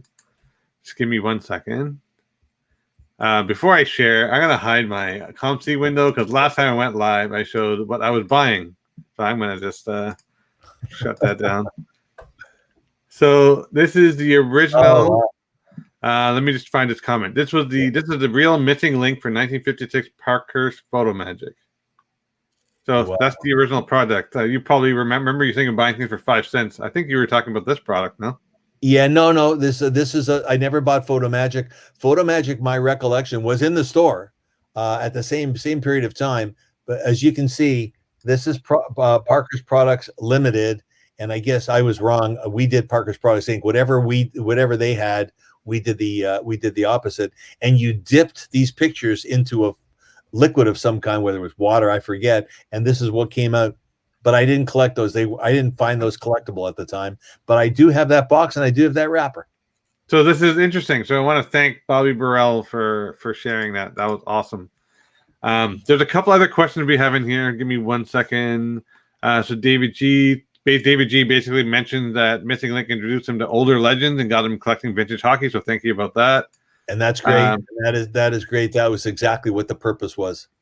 Name actually is a collector of Indigenous rookie cards from the NHL, so he appreciates your George Armstrong. Now, let me go back. Let me ask him this question. Didn't I do like a early Fred Saskatchewan card? name. So, It's up to you, buddy. Something I remember about that, and then another collector, also got me to do. Who else? A couple of the early guys, and I made cards for them, and I don't know what product I put them in, because I had, with heroes and prospects, I had the ability to put people in anywhere I wanted in terms of the prospect, of the heroes rather. But I think I remember doing a Fred Saskamoosh card. Wait for name to mention that part, and then name should still be one. Fresh Bread basically says he makes Alex Ovechkin into World Juniors and went out for shots with his friend and dad. That's good. You know what? Let me tell you a story about Alex. I had to renew the deal with. There's a couple of stories, Alex, that are kind of interesting. I don't want to piss off the PA too much, but I will. I went to Washington to meet up with him for a signing, and he was staying at a hotel in downtown Washington, and they had a Starbucks attached to it. And he said, let's go down to Starbucks. He spoke a little English at that point. And we went down to Starbucks to have coffee. Nobody recognized him. And he was probably played for the Caps for 3 or 4 years. So he was a player, right? He was a star. Nobody. I couldn't believe it. In Toronto, he would have got swamped. Nobody recognized him. Anyways, it's around,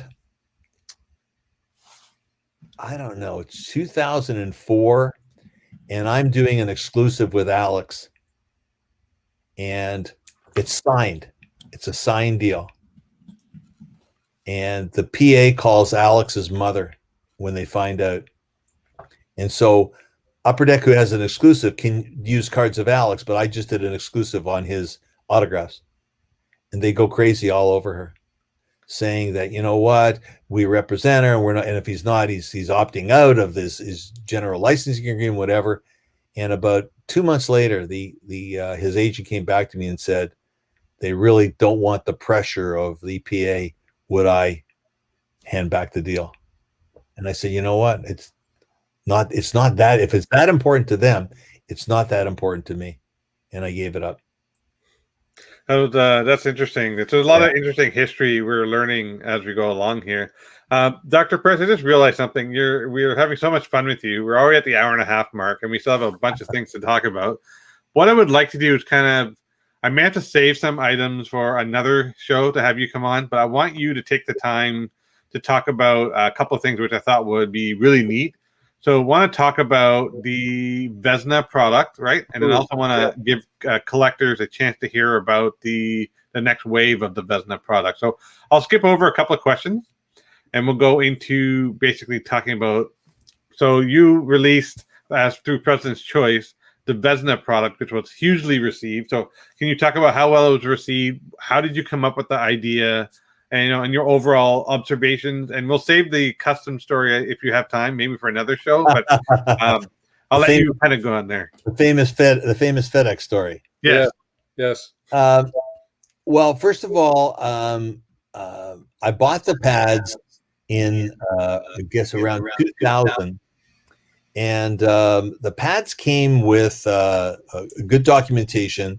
They were once in the Hall of Fame because they still had the blue Dymo label on them. That was how the Hockey Hall of Fame, when it was at CNE, basically inventoried their products.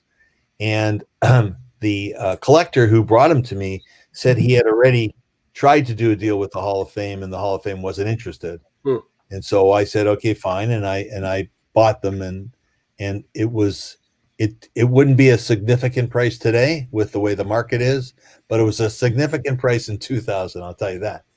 And that's when I was just trying to get in the game on the map. And we came out with a product back then, and I had cut up most of one pad. So the reason I bring that up is that when it came time to look at the Vezna project, I had a complete pad left, and a couple of people were interested in buying it, and I put a price on it that none of those people were prepared to pay. So it was going to either be keep the pad in my personal collection or do something with it. And I made the decision to do something with it because I thought that the first go around, all we did was cut up the leather and the interior lining of the pad and made the cards that we made.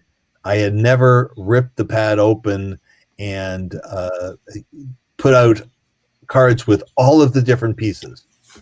So I figured, okay, fine.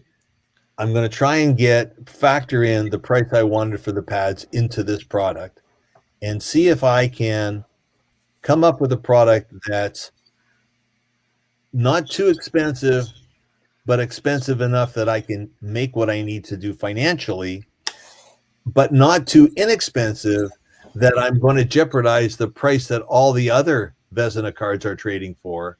So that if I came out with a card that costs $150 and all the other, the high tide raises all ships and a low tide sinks them all. So I had to juggle all these things in my mind in determining what to do. I consulted with a few collectors who I know are certainly knowledgeable in terms of the questions I had asked, and I could count on them enough to keep quiet. That was also important, and came up with the concept of doing the dual cards with all the players, the goalies that won the Vezina, except for a few players that are exclusive to Upper Deck that I've sort of promised that I won't use in an agreement, non-binding agreement with them. And then I decided that the other cards in there would be larger pieces of the Vezina pad. And so that got me to about 200 and something cards. And I needed to get to 300, which was the concept I had. And that's when we came up with these historical relic cards. And that's when I had the opportunity to really slice into the pad and take out the horsehair and then take out the bamboo or the pulp. There's a couple of names that we came up when we did the research for it. And the same thing with the press board and everything. So we did all of those and came up with the 300 and therefore 2 in a box, and came up with a price that we were happy with. And then while I was doing that, I was giving collectors an opportunity to order it before I knew the price, and saying that you have the right to keep your order or turn down your order if you don't like the price. And we did have some people who it was overpriced for, and we'll get into that in a minute when I talk about the next round. And I respect that. I mean, it was expensive box, but we sold them out. And the thing that I really think is great is there's only been 6 or 7 or 8, maybe, if you go to the solds on eBay. It was bought by collectors for their collection. Now, there's been a ton of trading in between collectors. For this guy wants to get all this complete set. This guy wants all the Chicago goaltenders, blah, blah, blah, and all kinds of things like that. But very, very little has been on eBay. And that's really what my purpose was, what my goal was, to make a set for collectors, by a collector for collectors. And it's worked out great. Couldn't be more pleased. That's awesome. And there's Eli, who is one of our more well-known, established vintage guys. Yes. His appetite said yes. His wallet said no. That's because he's got a girlfriend now. So I'm sure that's. You know what? I get to tell Eli. I'll tell him myself. Eli, if I had more good customers like you, I wouldn't need many more customers. So thank you for your help in that product. Your wallet, so Eli, I guess your wallet was pretty decent. I guess you don't need that engagement ring after all, Eli? Anyway, well, maybe made enough money with the Vezina collection to buy the engagement ring. We're not saying anything really. This is even though this is going to be recorded and in history, and he's probably going to kill us. But sorry, I didn't know I was going the wrong place. No, I'm totally bugging him. And I'm also seeing on this thing scrolling across the board. You're interviewing Tracy Hackler. He'll make a good interview. He's a great guy. Yeah, he'll be fun. Because I think Tracy Hackler, when I was in Dallas, I think he was with Beckett. Yep, that's right. Yeah, it'll be a good one. So why don't we take a few minutes, because I want collectors to hear about there's actually a Vezina Part 2. Well, there isn't a Vezina Part 2, but there's a Vezina Part 2 brewing. It's Brewing. brewing. Yeah, right. Okay. It's brewing in my mind right now. And what I can say is we're going to try and make the next round. It's going to be a lower price for the next level of people who are interested in getting a piece of the Vezna for their collections, but can't pay as much as the original one was. It's going to have some similarities to the original. I think it was called I guess it was called Memorabilia.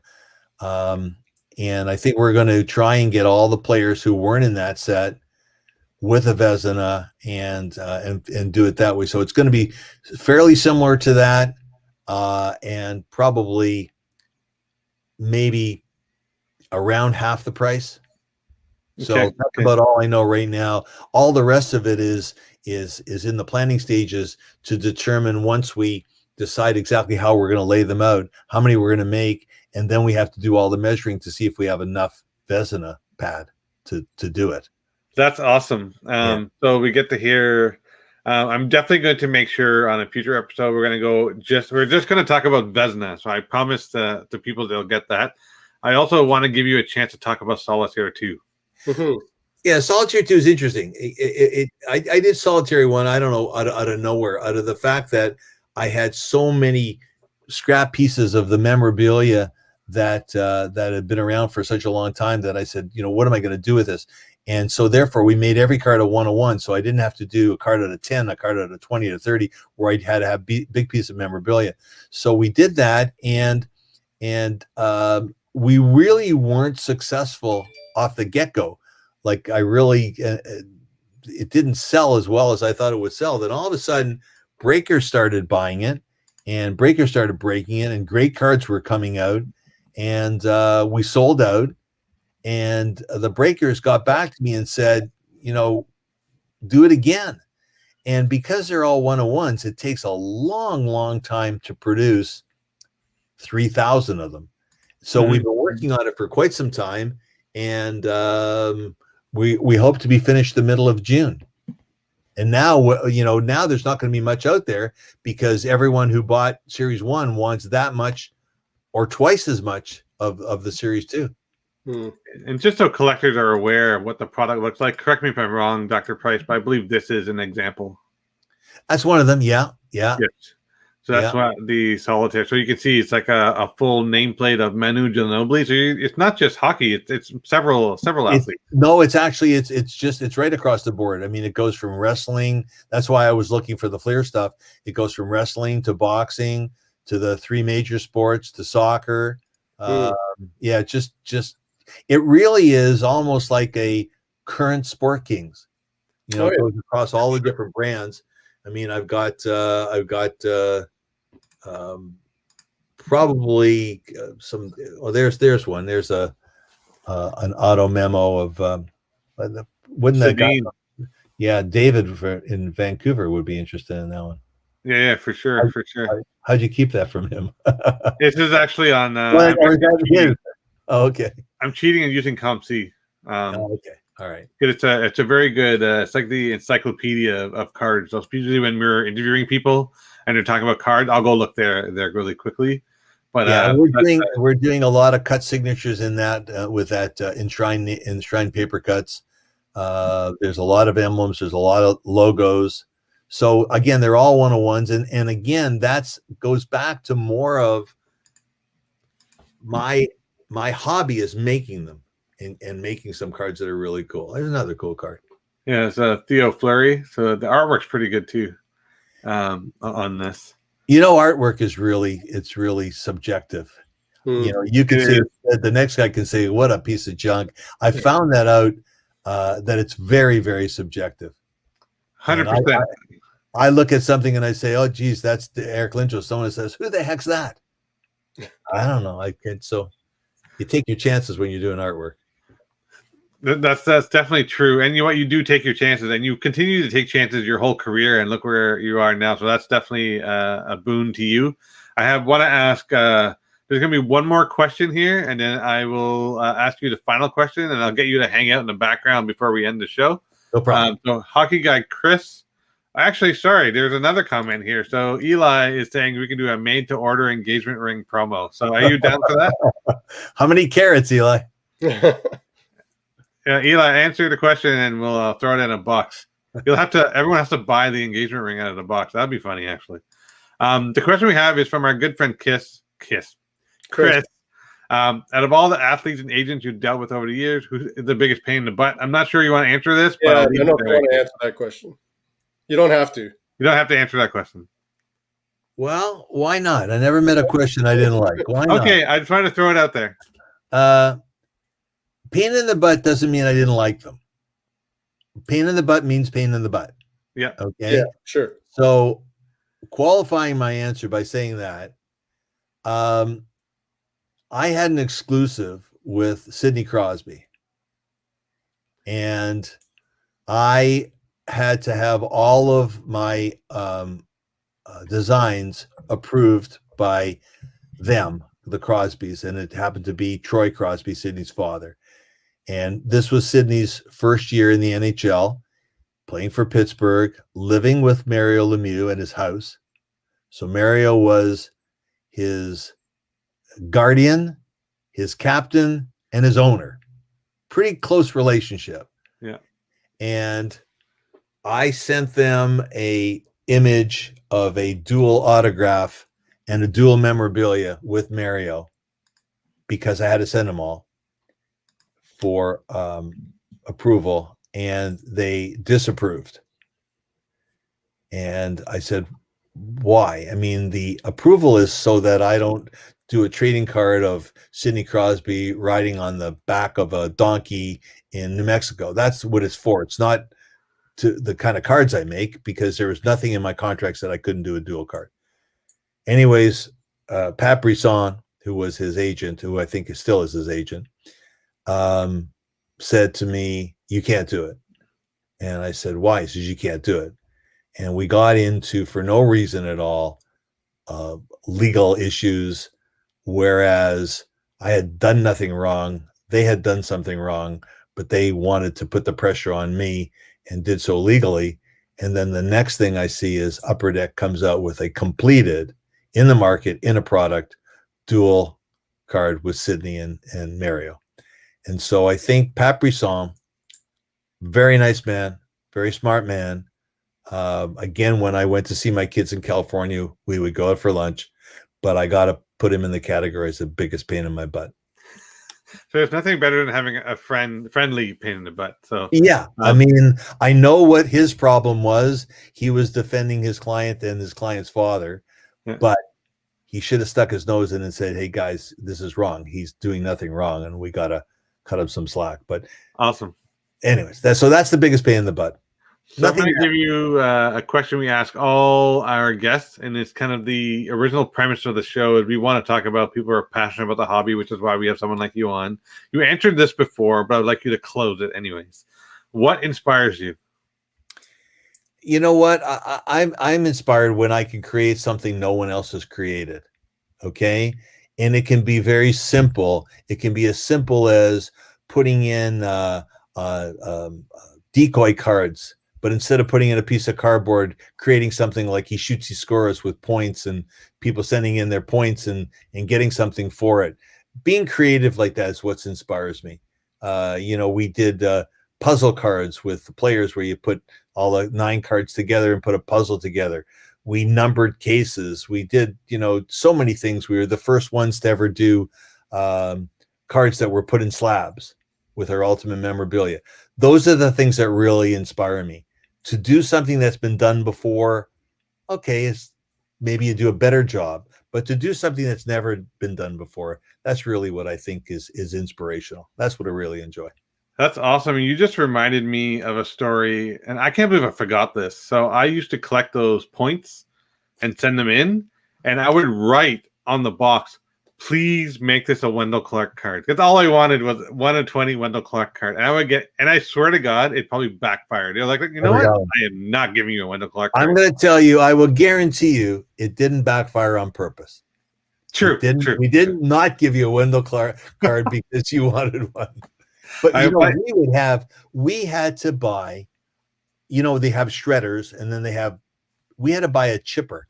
A chipper is a thing that when they clean up the trees in your neighborhood, they cut the pieces they throw in. We had to buy a chipper in order to shred all those points cards when they came in. We had boxes, and the postman hated us.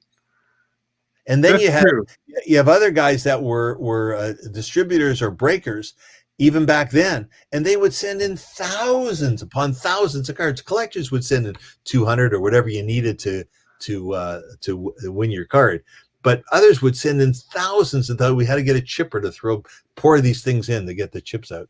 Oh, I remember I used to have an 800 count box, and it would fit nicely in an 800 count box, and I would write on that lid, even though I'm a 30-year-old by this point, like a little kid, right? Anyways, whatever. I won't go there. Dr. Price, we've gone way over time, and I really appreciate the fact that you had a cappuccino. I wish I did. There were so many questions. So many questions we never got to, so many storylines, even with the Vezna collection and whatnot. And so many questions we wanted to ask, we never got around to. So I think this is an awesome. You're on mute, Kent. We'll save that for part 2. We'll have him back for sure. Yeah, we're gonna have you back, and I think what we're gonna do is we're gonna do these in chapters, and we'll just stick to one topic per chapter, and then we'll get them out. Well, I'm coming back from Florida in May, and I'm gonna have 14 days of nothing to do, if you know what I mean. Oh, well, there we go. We're gonna have to 14 days. I could be on for 14 days and not have any problems. Well, we probably have more than enough stories to fill all 14 days, so I'm looking forward to that. Guys, I appreciate it. Thank you for having me on. It was a pleasure. This is awesome, and I appreciate it. And for those of you in the background who are watching, thank you very much for joining. Sorry I couldn't get to all your questions or all your comments. We're going to have Tracy Hackler from Panini on next week, so that'll be fun. We're going to have Dr. Brian Price back again, and we'll have more fun with that.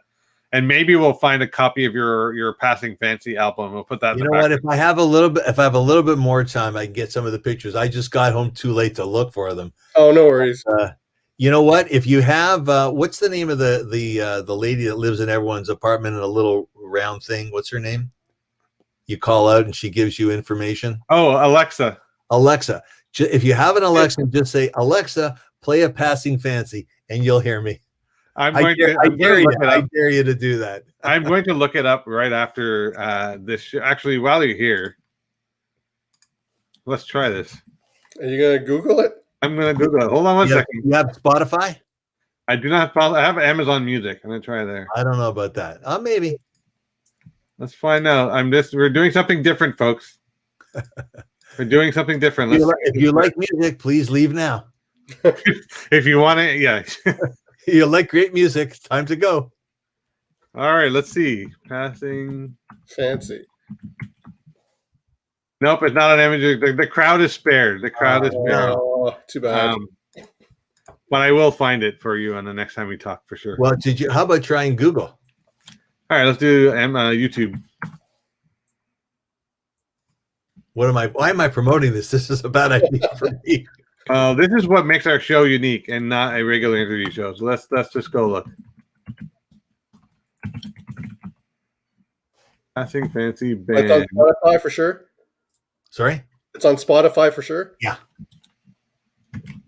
And Alexa. I dared saying that in someone's apartment the other day, and it started playing, and I was embarrassed. Oh. They dared me, and I did it, and I shouldn't have. Did you have a song called I'm Losing Tonight? That's it. Play it. That's the one. There we go. We're going to... Play it, and we'll fade out.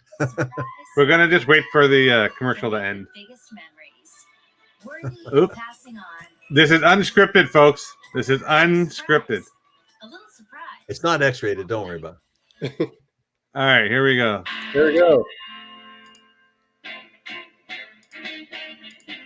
That'd be me singing. And there I am. I'm the second one from the bottom. Up in the top, rather. Wow, look at you. A lot more hair.